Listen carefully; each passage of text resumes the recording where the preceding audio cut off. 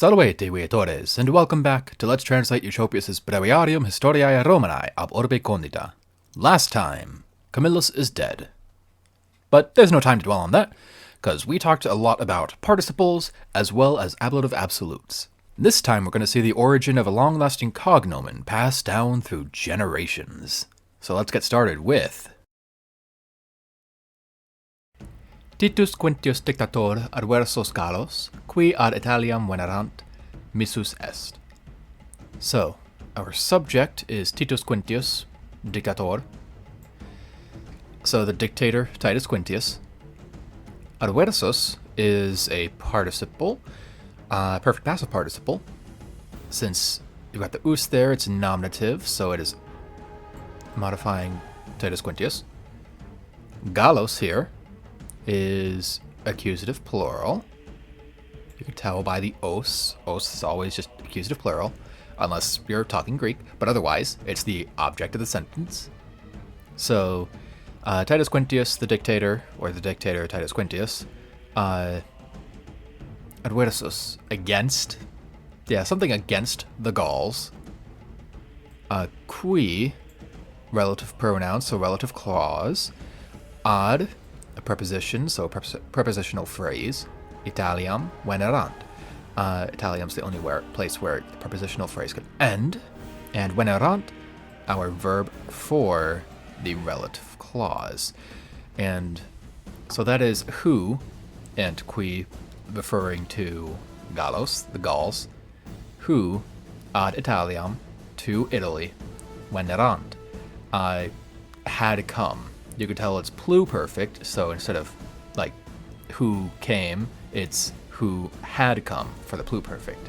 Who came would be the perfect, but it is pluperfect tense because of the erant, that ending, like era, that's pluperfect. That shows pluperfect. So, Titus Quintius, the dictator Titus Quintius, against the Gauls who had come to Italy, missus est, another perfect passive participle. You've got missus from mito, descend, est with, so you've just got the full-on perfect passive participle, the fourth principal part, plus the form of sum esse. So that, and again, it's nominative, so it is modifying our subject over here, Titus Quintius. So that is sent, or was sent. So, full sentence, Titus Quintius, or the dictator Titus Quintius, was sent against the Gauls who had come to Italy. He ab orbe quarto miliario trans annienem fluvium considerat. So he here is our subject, because it comes from the pronoun hic, hike, hoc. It's like this or these. So since it is he, that is nominative plural, masculine. And so since it's plural and masculine, I think the only thing it can agree with is Gallos. So like, it has to be the Gauls, and it's in the nominative, so it's our subject. Ab, prepositional phrase, orbe. Quarto miliario, I think that's just ablative placeware. Trans, that is a preposition as well. Annienem fluvium, that's the full prepositional phrase, because right after fluvium we've got our verb, considerant. So he, these, like men, these Gauls, ab orbe, from the city, quarto miliario, at the fourth milestone, trans ienem fluvium, across the river Anio, I believe is the nominative. Considerant. That's like, had encamped or had settled.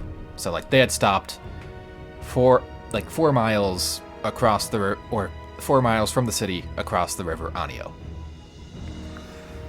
So to put it all together, these people, these Gauls, had encamped at the 4th milestone from the city across the river Anio. Ibi nobilissimus de senatoribus Juvenis, Lucius Manlius provocantum Gallum ad singulare certamen progressus occidit. And I'm just gonna stop it right there for now. Let's not get into the next phrase yet, because we got a conjunction right there. So let's go over everything before that conjunction first, just to make it easier. So ibi, an adverb for there. Nobilissimus, we've got subject, but this is an adjective. So let's keep looking for what a true subject is, if it's explicitly stated, because sometimes it might not be. De, prepositional phrase, senatoribus, Juvenis. Senatoribus is ablative, so that's what goes with de. Juvenis, that is our subject. So, Juvenis, yeah, let's go over that first. So there, nobilissimus is modifying Juvenis. And Juvenis is a young man. Nobilissimus is like the most noble, noblest, even most famous. So I'm just going to go with noblest. So the noblest young man, de senatoribus, from or of the senators. So there, the noblest young man of the senators, Lucius Manlius. Now this is an apposition.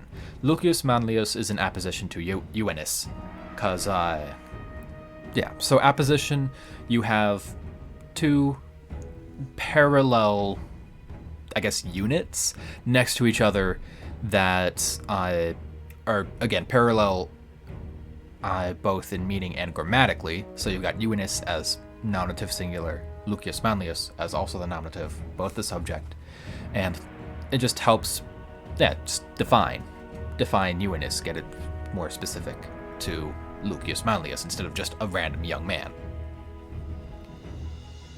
So there, the most noble young man of the senators, Lucius Manlius, provocantem Gallum. Provocantem is present active participle. So, and also, if you remember from last episode when I talked about participles, NT. So that shows perfect active participle, except what really shows it as well is the combination of NT and M, that ending, M, because it is third declension. The present active participle is the only one that uses the third declension endings. So this is a present active participle. And Gallum, and they're both in the accusative, so provocantem is modifying Gallum, a provoking Gaul. Ad, preposition, singulare certamen, I believe, yeah, progressus is next, so that, I believe, is the end of that, because I believe singulare and certamen are both in the accusative. In fact, I think it's singulare modifying certamen. Yes, because certamen is a neuter noun, and singulare is specifically the neuter accusative form of singularis. So two single certamen can be like a contest, but really here, as we'll see, is a single combat. Progressus, perfect passive participle, and occidit, our verb. And progressus, it's nominative, so it also has to modify Juvenis. And since we have our verb now, let's put the basics together first, before we add in all the other fluff. So our main subject is Juvenis or Lucius Manlius. It's both of those. So the young man Lucius Manlius, occidit, killed, it's just perfect here, not pluperfect, provocantem Gallum, the provoking Gaul. Now to add in what we had done before, there, the noblest young man from the senators, or of the senators, Lucius Manlius, killed the provoking Gaul. But we still have this perfect passive participle to deal with. So that's like having progressed or after progressing ad singulare certamen, to single combat. So there, the noblest young man of the senators, Lucius Manlius, I guess really there's no wrong answer to having progressus ad singulare certamen become before the verb or after the verb. So let's just, after progressing to single combat, he killed the provoking Gaul. Basically, a Gaul provoked, challenged a Roman to single combat, because sometimes that happened. Just two single warriors from opposing armies would just fight it out, and sometimes it might decide the battle, sometimes they might fight anyway. But here, Lucius Manlius defeated the challenging or provoking Gaul. Et sublato Torque aureo colloque suo imposito in perpetuum Torquati et sibi et posteris cognomen accepit.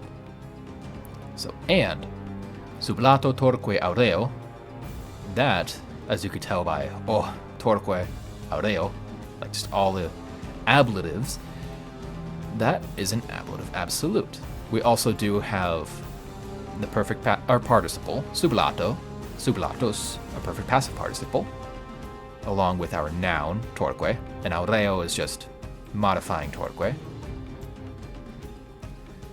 then colloque, que is a conjunction, which is why the ablative absolute does not continue to the rest of these ablatives, because you can see collo, suo, imposito. 3 more ablatives with impositus as a participle and collo as a noun. But these two ablative absolutes are being separated by a conjunction, which is why they're not just one big ablative absolute. So, sublato, having removed the golden aureo, torque, that's from torquis, like ring. Yeah, I think ring. Having removed the gold ring, so like when you see modern depictions of Gauls, or even the dying Gaul, that statue, that Hellenistic statue. I'll have it up on screen. That you could see around the neck. That is a torque, as I think they're mostly called in English. Just those gold rings that a lot of the time the Gauls will have around their necks. That's what it's talking about here. So, having removed the golden ring, que, or colloque, and imposito, having placed it upon suo, his own collo, neck. So, sublato torque aureo, having removed the golden ring, colloque suo imposito, and placed it upon his own neck. So he took the gold ring off of the Gaul's neck and put it onto his own.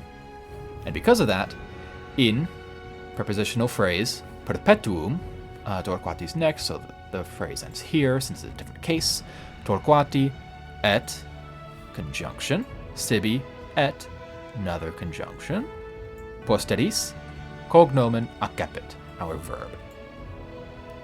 And since it makes no sense for the cognomen to be doing these things or to accept anything, that has to be our object. It could technically be in the nominative here, since for nomen and cognomen, the nominative and accusative singular forms are the same, but it doesn't make sense for it to be the subject here. So, having done those things, accepit, he accepted, cognomen, the cognomen Torquati is in the genitive, the cognomen of Torquatus. Now, et and et. When two ets come like right next to each other, that can be both and.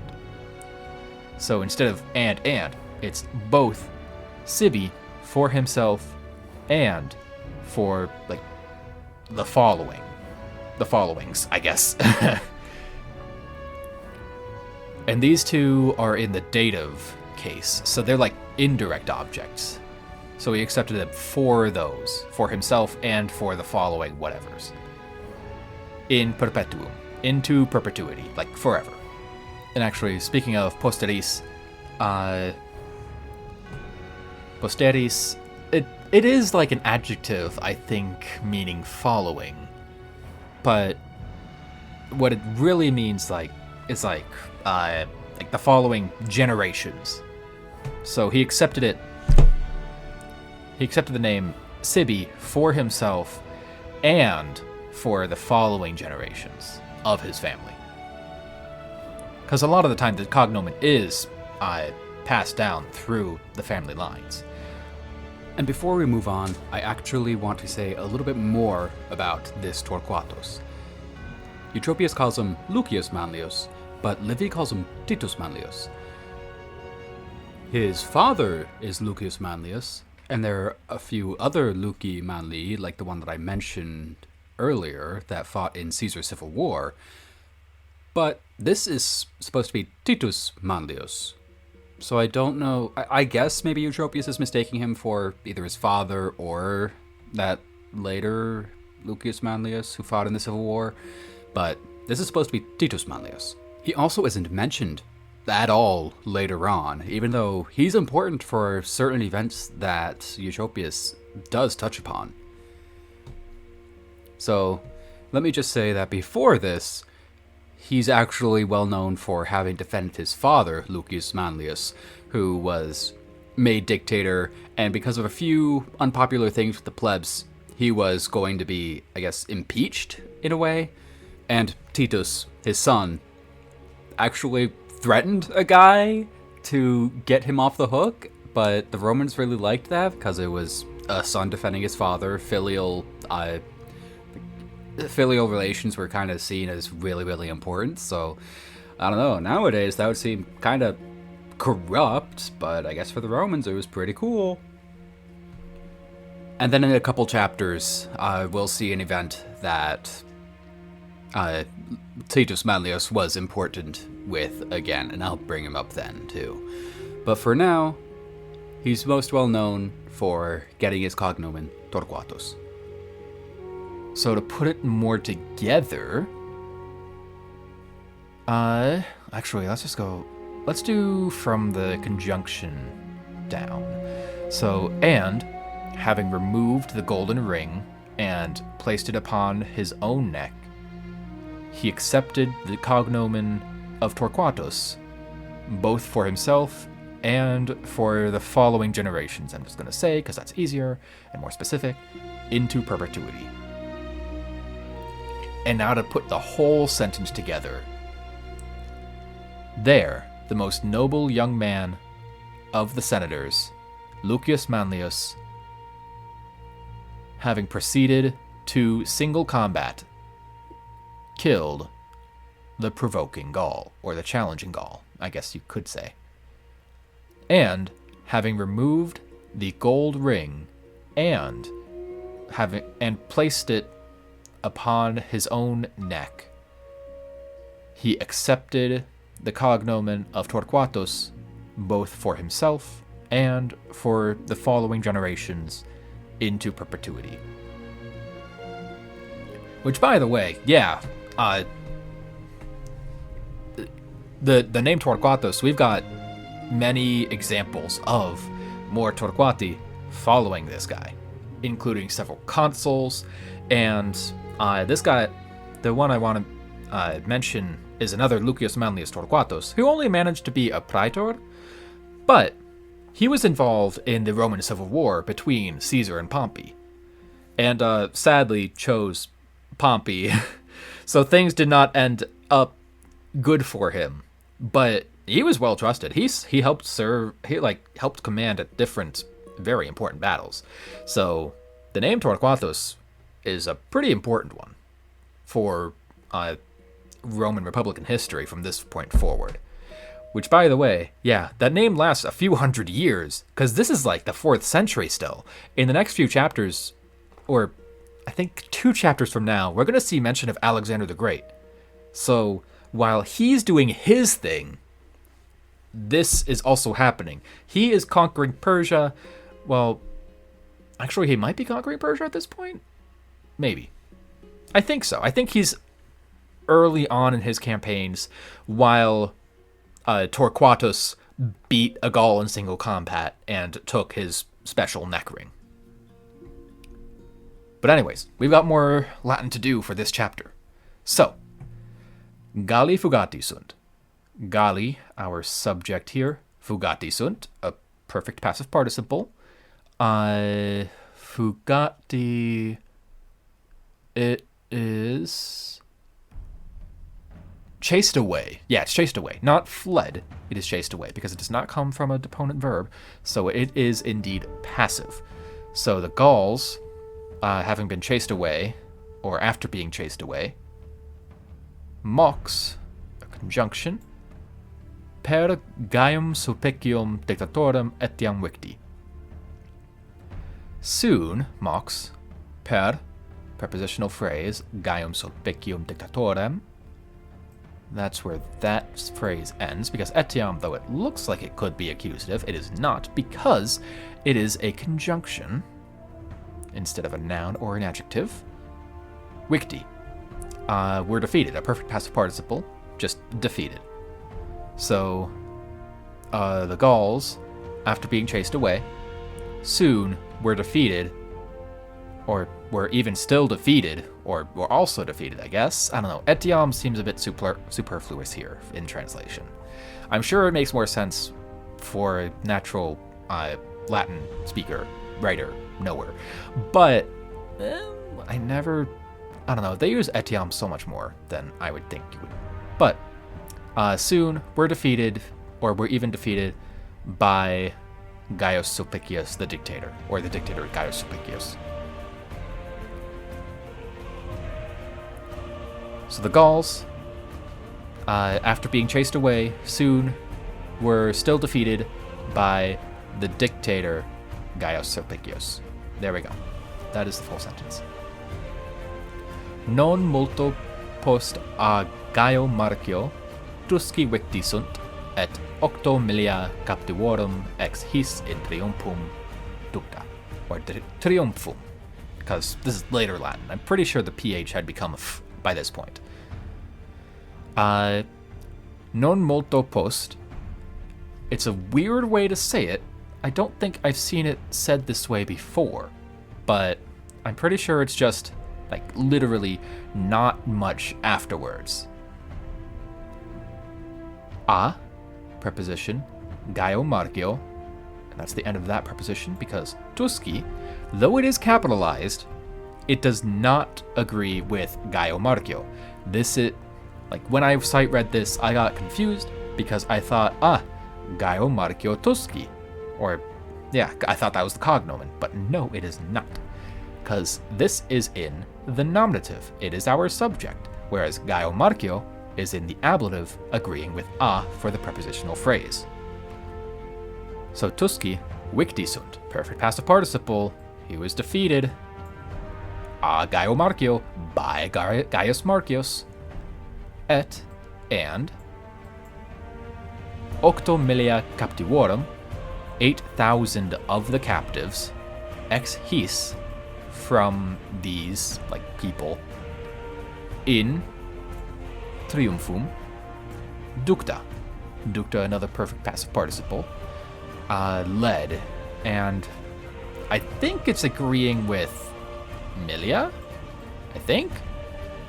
It's weird, because I'm pretty sure Milia can be any, like, it doesn't really decline that much, and it could be any gender, really.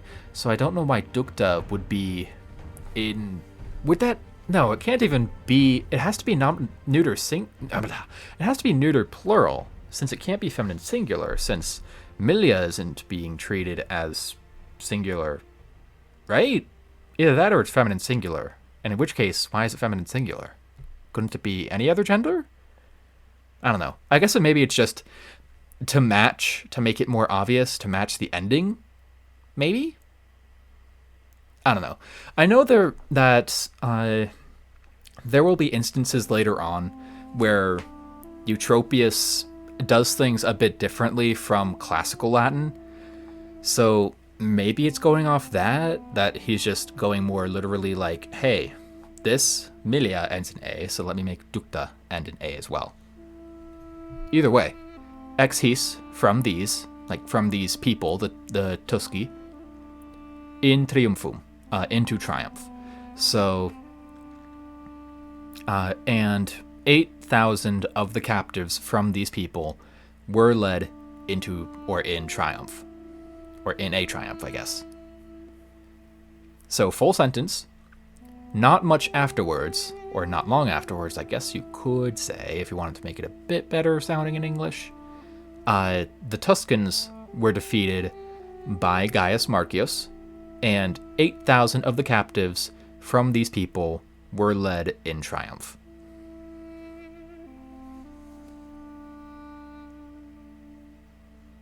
Alright, there we go. Chapter done.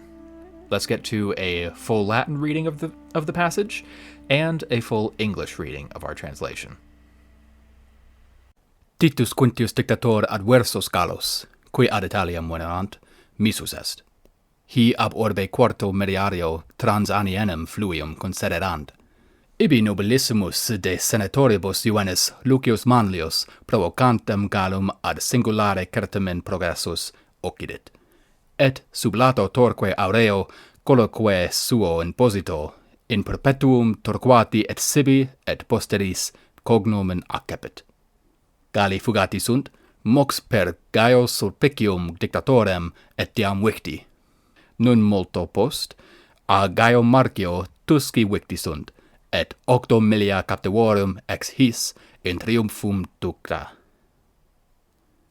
The dictator Titus Quintius was sent against the Gauls who had come to Italy. These people had encamped at the 4th milestone from the city across the river Anio. There, the noblest of the senators, a young Lucius Manlius, having proceeded to single combat, killed the provoking Gaul, and after the gold ring was removed and placed onto his own neck, he accepted the cognomen Torquatus, both for himself and for following kin. The Gauls were chased away. Soon they were defeated by the dictator Gaius Sulpicius. Not long afterward, the Tuscans were defeated by Gaius Marcius, and 8,000 of the captives from these people were led in a triumph. So, we've learned the origin of the name Torquatus.